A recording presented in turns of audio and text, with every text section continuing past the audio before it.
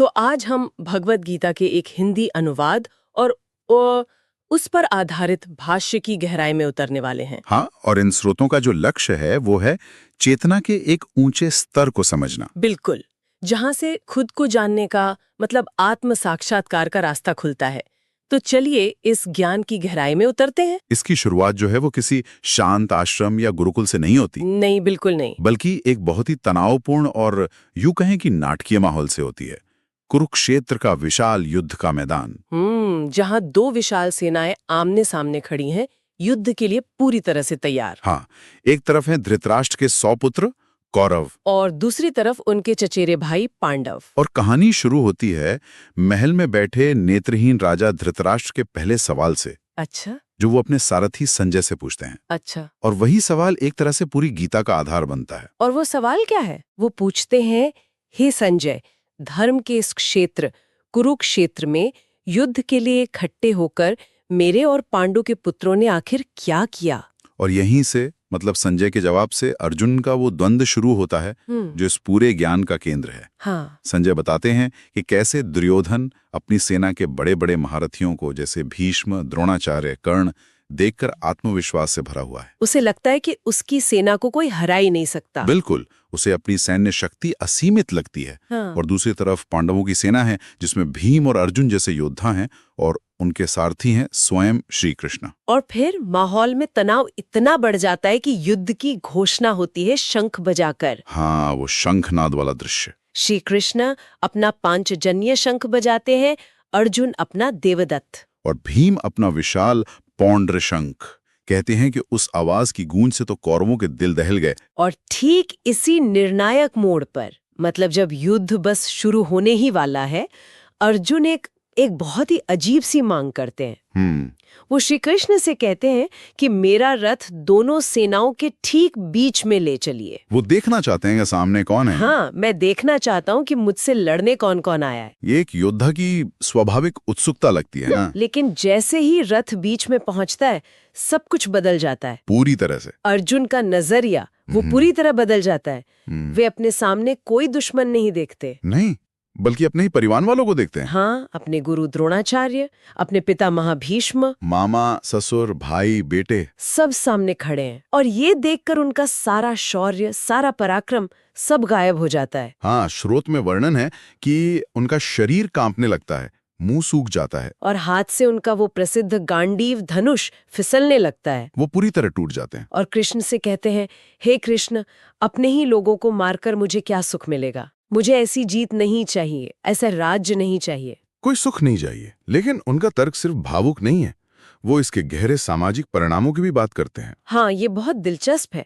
वो सिर्फ ये नहीं कह रहे कि मैं अपने रिश्तेदारों को नहीं मार सकता। नहीं, वो एक पूरी दलील पेश कर रहे हैं। क्या दलील है वो? वो कहते हैं कि इस युद्ध से कुल का नाश होगा, और जब कुल का नाश होता है तो सदियों से चली आ रही जो सनातन परंपराएं हैं वो नष्ट हो जाती हैं। और जब परंपराएं टूटती हैं तो समाज में अधर्म फैल जाता है। बिल्कुल, और उनका सबसे बड़ा डर ये है कि अधर्म फैलने से कुल की स्त्रियां असुरक्षित हो जाएंगी और समाज में अवांछित संतानें पैदा होंगी, जिसे स्रोत में वर्ण संकर कहा गया है। हाँ, ये शब्द आज के समय में विवादास्पद लग सकता है, लेकिन उस संदर्भ में अर्जुन का डर सामाजिक व्यवस्था के पूरी तरह बिखर जाने का था। सही बात है। तो उनका डर ये था कि इससे न केवल उनका कुल नरक में जाएगा, बल्कि पितरों को श्राद्ध और तर्पण न मिलने से उनका भी पतन हो जाएगा। तो ये सिर्फ युद्ध से भागना नहीं था। नहीं, ये एक गहरा नैतिक और सामाजिक संकट था जो अर्जुन को महसूस हो रहा था। वो इतने ज्यादा विचलित हो जाते हैं कि अपना धनुष बाण रखकर रथ के पिछले हिस्से में बैठ जाते हैं और कहते हैं इससे तो अच्छा होगा कि कौरव मुझे निहत्ते ही मार डालें।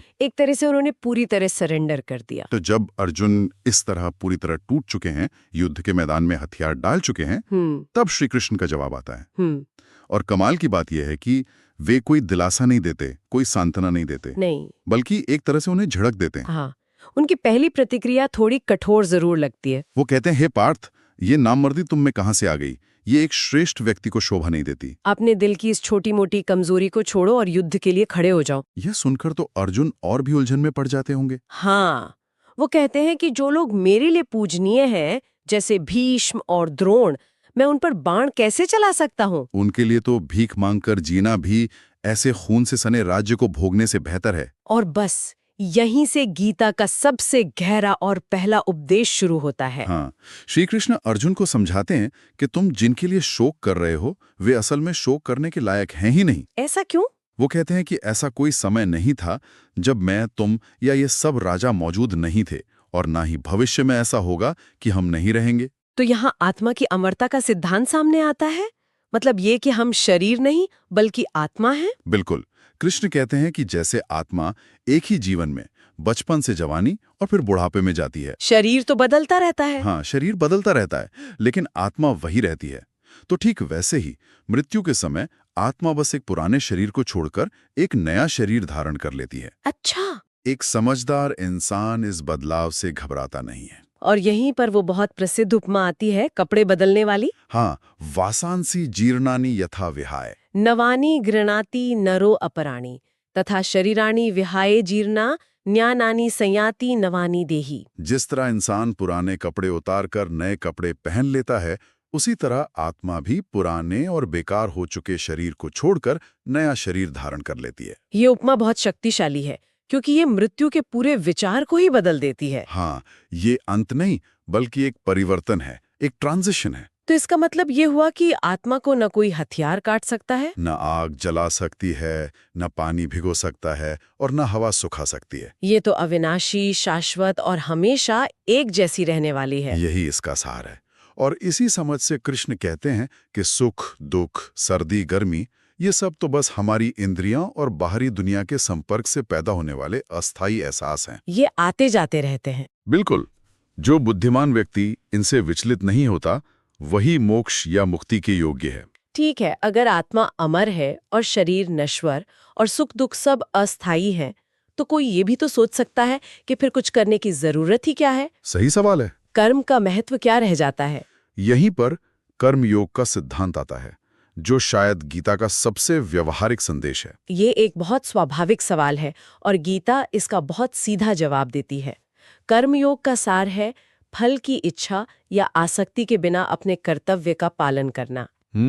स्रोत में साफ कहा गया है कि सिर्फ कर्म छोड़ देने से कोई सिद्धि या पूर्णता प्राप्त नहीं कर सकता। मतलब कर्म तो करना ही पड़ेगा। करना ही पड़ेगा।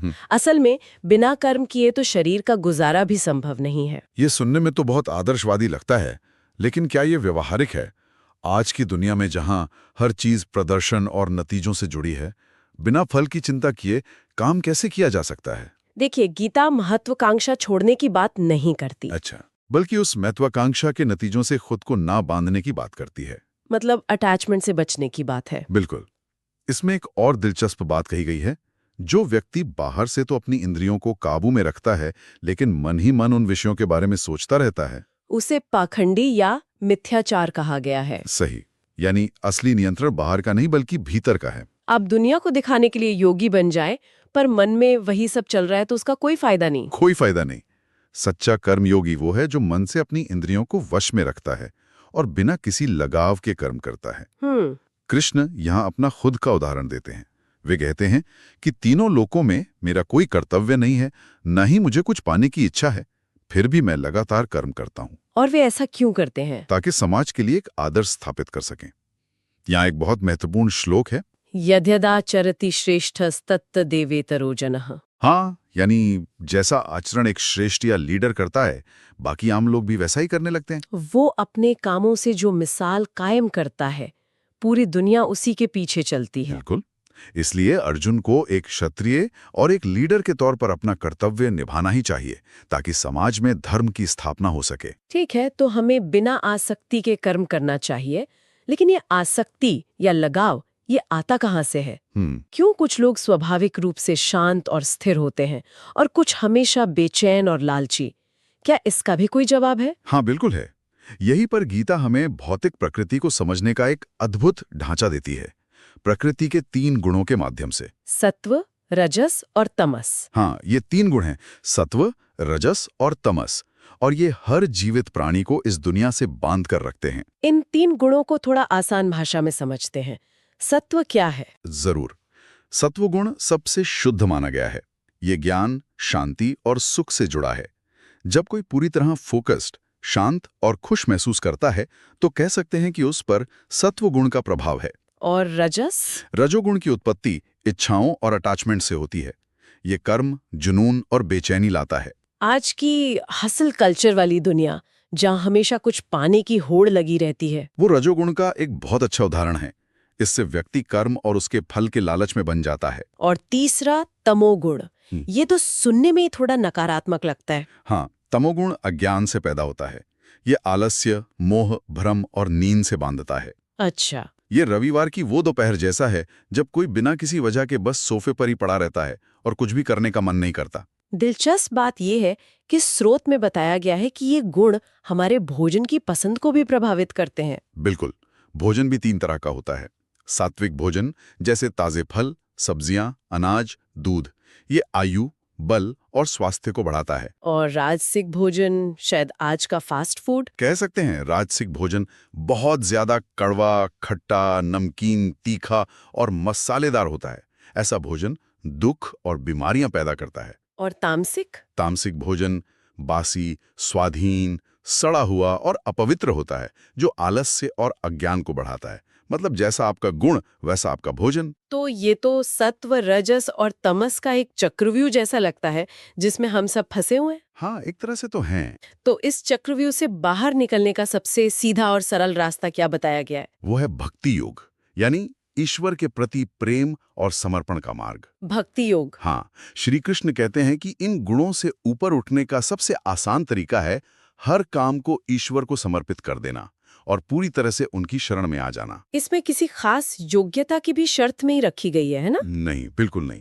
कृष्ण कहते हैं कि कोई कितना भी बड़ा पापी क्यों न हो, अगर वो पूरी भक्ति से उनकी शरण में आता है तो उसे भी साधु ही मानना चाहिए। वो किसी की पृष्ठभूमि नहीं देखते। नहीं, केवल उसका भाव देखते हैं, उसका इरादा देखते हैं। उन्होंने इसका एक बहुत ही सरल और सुंदर उदाहरण भी दिया है। हाँ, वे कहते हैं, पत्रम पुष्पम फलम तोयम यो में भक्त्या प्रयच्छति। इसका मतलब? यानी यदि कोई प्रेम और भक्ति के साथ मुझे एक पत्ता, एक फूल, एक फल या थोड़ा सा जल भी अर्पित करता है तो मैं उसे स्वीकार करता हूँ। मतलब महत्वपूर्ण ये नहीं है कि आप क्या चढ़ा रहे हैं, बल्कि ये है कि आप किस भाव से चढ़ा रहे हैं।